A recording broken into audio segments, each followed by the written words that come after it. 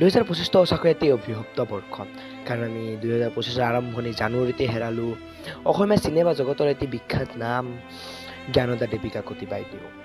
তাৰ পাছত আগষ্ট মাহত অসমীয়া নাট্য জগতৰ এটি বিখ্যাত নাম হেমন্ত দত্ত দেৱক হেৰুৱালোঁ আমি। তাৰ পাছত ছেপ্টেম্বৰত আমি কোনো এতিয়ালৈকে বিশ্বাস কৰিব পৰা নাই যে আমি ছেপ্টেম্বৰত হেৰুৱালোঁ আমাৰ অসমীয়াৰ সাৰ্থক, অসমীয়াৰ প্ৰাণৰ শিল্পী জুবিন গাৰ্গ। আমি বিশ্বাস কৰিব পৰা নাই। জয় জুবিন দা, জাষ্টিছ ফৰ জুবিন দা।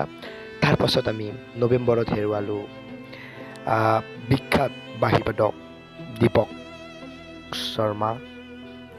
তাৰ পাছতো আমাৰ শেষ হৈ যোৱা নাই। তাৰ পাছত আমি হেৰুৱালোঁ ডিচেম্বৰত বা বছৰটোৰ শেষত অসমীয়া অভিনেতা ৰঞ্জনা শৰ্মা বৰদলৈ।